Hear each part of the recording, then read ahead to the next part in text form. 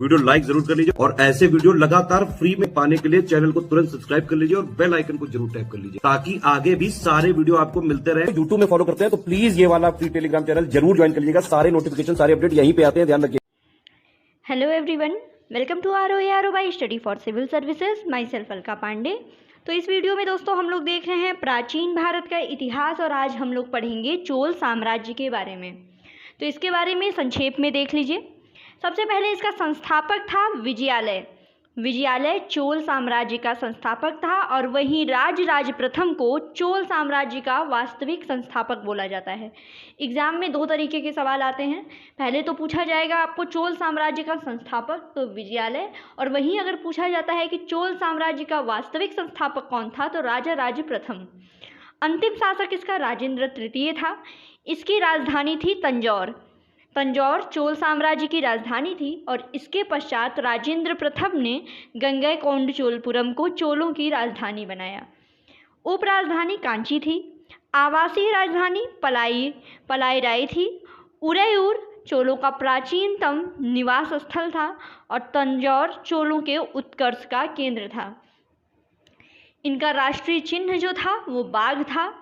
सामंत चोल पल्लवों के सामंत थे और इनके सबसे ज़्यादा प्रबल शत्रु थे कल्याणी के पश्चिमी चालुक्य। ठीक है, तो ये चोल साम्राज्य के बारे में संक्षेप में देख लिया। अब विजयालय की अगर बात करें, उपाधि इसके अभिलेखों में तंजैकोंड और परकेसरी कहा गया है इन्हें। फिर 850 ईस्वी के लगभग इनके नेतृत्व में चोल सत्ता का पुनरुत्थान प्रारंभ हुआ था। ये पल्लवों का सामंत था विजयालय और उसने पल्लव और पांड्य दोनों ही राज्यों से प्रतिस्पर्धा करते हुए एक स्वतंत्र चोल राज्य की स्थापना कर ली और पांड्यों को हरा करके इसने तंजौर पर अधिकार कर लिया और तंजौर पर दुर्गा का मंदिर बनवाया। तो विजयालय के बारे में क्या क्या चीज़ें इंपॉर्टेंट हैं। सबसे पहले इन्हें तंजैकोंड और परकेसरी कहा गया और इन्हीं के नेतृत्व में 850 ईस्वी में चोल सत्ता का पुनरुत्थान हुआ और पल्लव और पांडव दोनों से प्रतिस्पर्धा करते हुए एक स्वतंत्र चोल राज्य की स्थापना की थी। इन्होंने दुर्गा का मंदिर बनाया था। अगला शासक था आदित्य प्रथम, 871 ईस्वी से लेकर के 907 ईस्वी। तो पहले तो ये पल्लव शासक अपराजित वर्मन का सामंत था। ठीक है, ये देखिए विजयालय भी पल्लवों का सामंत था, आदित्य प्रथम भी पल्लवों का सामंत था, लेकिन बाद में इसने श्री पुरवियम के युद्ध में अपराजित वर्मन की हत्या करके 890 में तोंडमंडलम पर अधिकार स्थापित कर लिया था। ठीक है, इन्होंने पल्लव शासक की हत्या करके इन्होंने 890 ईस्वी में तोंडमंडलम पर अधिकार स्थापित कर लिया। इसके उपलक्ष्य में इसने कोदंडराम की उपाधि धारण की थी।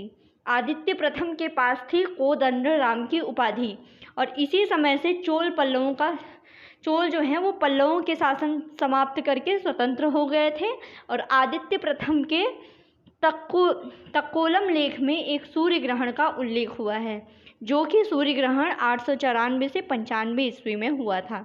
ठीक है, अगला शासक इसके बाद है 907 ईस्वी से 955 ईस्वी तक परांतम प्रथम। इनकी बात करें तो ये 1919 ईस्वी 1921 ईस्वी में उत्तम मेरूर से प्राप्त दो अभिलेखों में ग्रामीण स्थानीय प्रशासन का विस्तृत विवरण मिलता है। इनके दो अभिलेख हैं जिसमें ग्रामीण स्थानीय प्रशासन का विस्तृत वर्णन मिलता है। सर्वप्रथम सर्वसत्ता संपन्न चोल शासक परांतक प्रथम था। कुछ इतिहासकार इसको भी परांतम प्रथम को भी वास्तविक संस्थापक मानते हैं। ठीक है, क्योंकि पहला जो शासन था सर्वसत्ता संपन्न चोल शासक यही था। इसने वेल्लूर के युद्ध में पांड्य और सिंघल राजाओं की सम्मिलित सेना को हरा दिया था और मदरा पर अधिकार कर लिया था। इसी उपलक्ष्य में इसके पास मदुरैकोंड की उपाधि इसको धारण कराई गई थी। मदुरैकोंड परांतम प्रथम। राष्ट्रकूटों पर विजय प्राप्त करने के उपलक्ष्य में इसको वीर चोल की उपाधि धारण की थी इसने और हेमगर्भ और तुलाभार नामक यज्ञों का इसने संपादन किया था और इसी ने परांतक प्रथम ने ही श्रीलंका पर एक असफल आक्रमण भी किया था।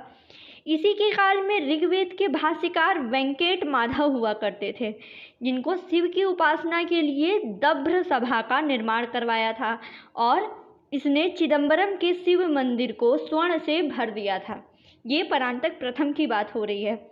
इसके बाद राष्ट्रकूट शासक कृष्ण तृतीय ने 349 ईस्वी में तक्कोलम युद्ध में पराजित कर तोंडम मंडलम पर अधिकार कर लिया था। ठीक है, और इसी उपलक्ष्य में कृष्ण तृतीय कांची और तंजौर के दमनकर्ता की उपाधि धारण की थी। ठीक है, एक तक्कोलम का युद्ध हुआ था 949 ईस्वी में। इसमें क्या हुआ था कि राष्ट्रकूट शासक कृष्ण तृतीय थे, जिसने परांतक प्रथम को हराया था। ठीक है, और इसी उपलक्ष्य में इनको कांची और तंजौर के दमनकर्ता की उपाधि मिली थी कृष्ण तृतीय को। गंधरादित्य की पत्नी सेम्बियन महादेवी थी, जो उत्तम चोल की माँ थी, और अरिजय का पुत्र परांतक द्वितीय था। अब हम लोग देखेंगे परांतक द्वितीय के बारे में, जिसका समय था 956 ईस्वी से लेकर 973 ईस्वी तक। तो प्राचीनतम चोल ताम्रानुशासन यानी ताम्र अभिलेख परांतक द्वितीय के हैं। सुंदर चोल ने भी श्रीलंका पर आक्रमण किया था। उसकी पत्री वानवन महादेवी उसकी मृत्यु के बाद सती हो गई थी। ये सुंदर चोल के बारे में है। तिरुवालंगाडु लेख में परांतक द्वितीय के सुशासन की प्रशंसा के बारे में लिखा गया है। इस अभिलेख का नाम जान जाइएगा, इस परांतक द्वितीय से संबंधित है। इसमें लिखा गया है कि वह यानी परांतक द्वितीय संसार से बुराई को हटाने के उद्देश्य से ही पैदा हुआ था। परम शैव होते हुए भी यह बौद्ध धर्म के प्रति उदार था। उसकी प्रशस्ति में भगवान बुद्ध से उसके बलवान और समृद्ध होने की प्रार्थना की गई है। और इसका पुत्र था आदित्य द्वितीय। इसकी हत्या उत्तम चोल ने कर दी थी। ठीक है, उत्तम चोल के बारे में हम आगे पढ़ेंगे। और पुत्र के वियोग में ही, जो इसका पुत्र था आदित्य द्वितीय, उसके वियोग में ही परांतक द्वितीय अपने कांची स्थित स्वर्ण प्रासाद में इसकी मृत्यु हो गई थी। प्रासाद मतलब महल, जो उसका सोने का महल था कांची में, उसके पुत्र के वियोग में ही परांतक द्वितीय की मृत्यु हो गई थी। अगला हम लोग देखेंगे उत्तम चोल के बारे में। उत्तम चोल कौन था? जिसने परांतक द्वितीय के जो पुत्र थे आदित्य द्वितीय, उसकी हत्या की थी। तो इसका समय था 973 से लेकर के 985 ईस्वी। चोलों के प्राचीनतम स्वर्ण और रजत सिक्के उत्तम चोल के ही समकालीन हैं।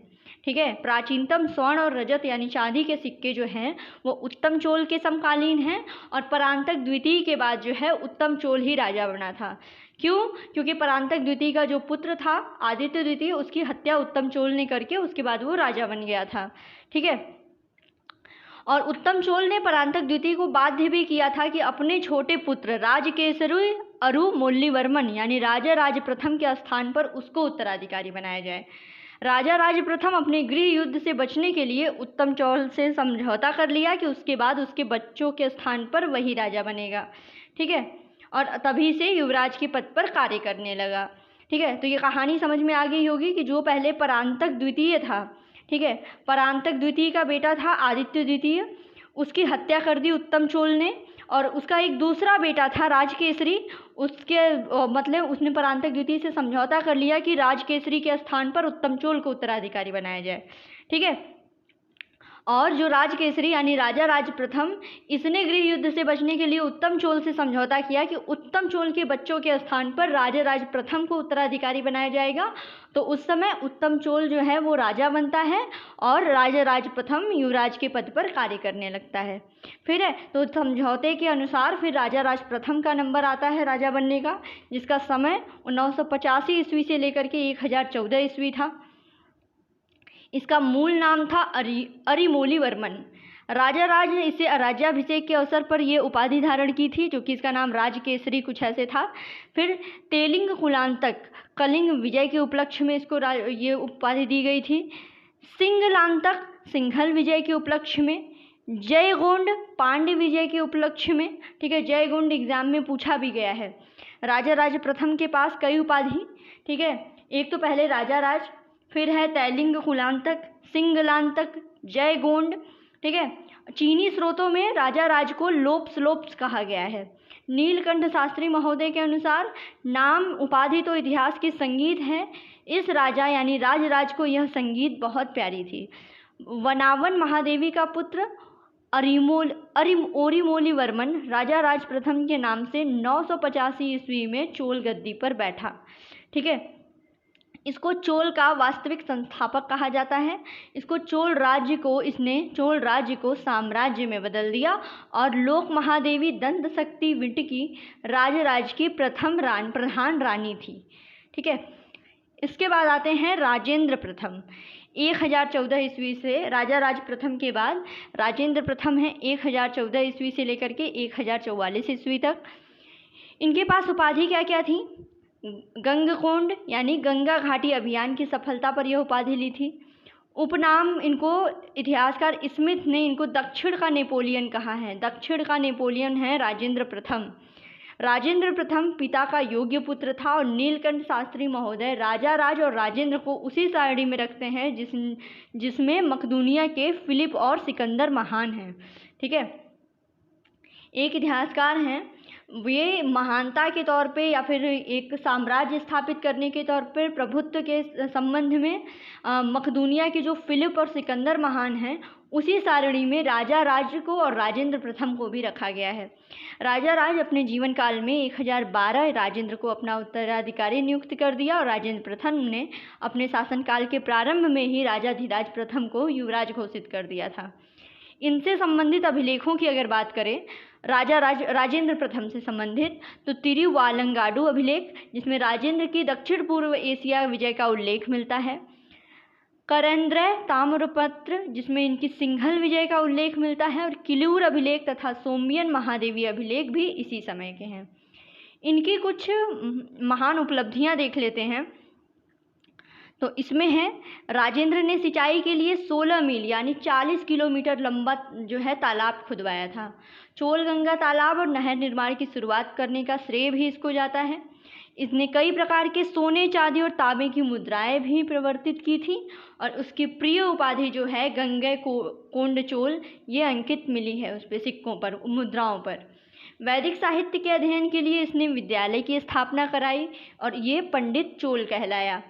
1133 ईस्वी में इसने चीन में दूत मंडल भेजा था। साथ ही कंबोडिया के जो खमेर राजा के साथ राजेंद्र प्रथम ने मित्रता स्थापित की थी, मतलब दूर के देशों से भी काफ़ी अच्छा संबंध स्थापित कर लिया था। और करेंद्र ताम्रपत्र के अनुसार कंबोज के राजा ने अपनी राजलक्ष्मी की रक्षा हेतु रथ भेज करके राजेंद्र प्रथम से मित्रता की याचना की थी। ठीक है, इस प्रकार इनके चीन के साथ भी संबंध थे, कंबोडिया के साथ भी संबंध थे, साथ ही साथ सिंचाई से संबंधित, सोने चांदी तांबे की मुद्राओं से संबंधित, शिक्षा से संबंधित इन्होंने कई काम कराए थे। अब अगले शासक हैं राजाधिराज प्रथम, जिनका शासनकाल 1044 ईस्वी से लेकर के 1052 ईस्वी तक था। इनके पास भी कई उपाधियां थीं, जैसे भूपेंद्र चोल, विजय राजेंद्र, वीर राजेंद्र वर्मा, आहवमल कुलांतक, कल्याणपुरम पुरमंडल सोल, अश्वमेध याजिन। ठीक है, इनकी राजाधिराज की मृत्यु जो है वो कोप्पम के युद्ध क्षेत्र में हुई थी। राजाधिराज प्रथम ने कल्याणी के चालुक्यों को लूटा, वहां अपना वीराभिषेक किया। उसने कल्याणी यानी कल्याणपुरम में ही विजय राजेंद्र की उपाधि धारण की थी, विजय राजेंद्र। फिर आगे बढ़ते हैं, राजाधिराज प्रथम ने ही कल्याण से एक द्वारपाल की मूर्ति उठा लाया था। श्रीलंका के विरुद्ध राजाधिराज प्रथम को सफलता प्राप्त हुई थी, याद रखिएगा। इससे पहले लोगों ने प्रयास किया था लेकिन वो सफल नहीं हुए थे। उसके बाद राजाधिराज प्रथम ने एक अश्वमेध यज्ञ भी किया था और युवराज का पद पुत्रों को न देकर बल्कि अपने भाई राजेंद्र द्वितीय को दिया था। ठीक है, फिर अगला देखते हैं। अगले शासक थे राजेंद्र द्वितीय।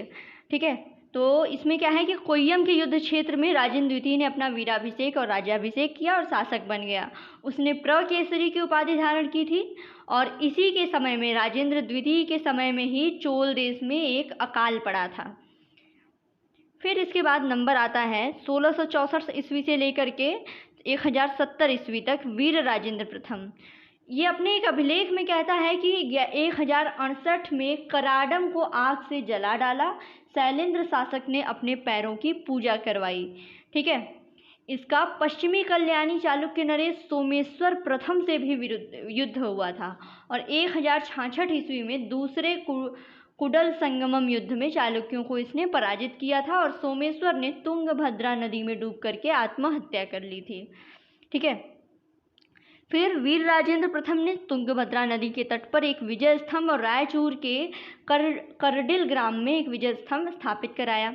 वीर राजेंद्र ने सिंघल नरेश विजय भाऊ को भी पराजित किया था और 1067 के एक लेख से ज्ञात होता है कि वीर राजेंद्र ने तिरुमुक्कुलडल में एक वैदिक अध्ययन केंद्र स्थापित किया था। इससे संबंधित एक छात्रावास और चिकित्सालय भी है और इसमें 40,000 वैदिक ब्राह्मणों को भूमि दान किया गया था। चिदंबरम के नटराज के मुकुट के लिए बहुमूल्य मणि भेंट की थी और बुद्धमित्र ने वीरशैलियम में वीर राजेंद्र को महान तमिल विद्वान बताया था। ये सब इनकी उपलब्धियां हैं। ठीक है, फिर इसके बाद आते हैं कुलोत्तुंग प्रथम, जो 1070 से लेकर के 1020 ईस्वी तक थे। ठीक है, तो इनका मूल नाम था राजेंद्र। ठीक है, और चीनी नाम था तिहुआ कियाली देवकल या देवकुलो। वीर राजेंद्र के पश्चात इनका पुत्र अधिराजेंद्र शासक बना था और ये विजयालय वंश का अंतिम शासक था। इसके स्थान पर चोल चालुक्य वंशज चोल राज्य के भाग्य विधाता बन गए और 1 वर्ष बाद राजेंद्र ने उसका वध कर कुलोत्तुंग प्रथम के नाम से चोल शासक बन गया। ठीक है, तो यहाँ पे आपका जो कुलोत्तुंग वेंगी है ये चालुक्य वंश का राजकुमार था। तो यहाँ पे हमने पूरे कंप्लीट चोल शासकों के बारे में देख लिया। ठीक है, चोल शासक कंप्लीट कर लिया हमने। नेक्स्ट वीडियो में हम चोल प्रशासन के बारे में पढ़ेंगे जो आपके एग्जाम पॉइंट ऑफ व्यू से काफ़ी ज़्यादा इंपॉर्टेंट है। तो ये वीडियो यहीं ख़त्म करते हैं। Thank you so much.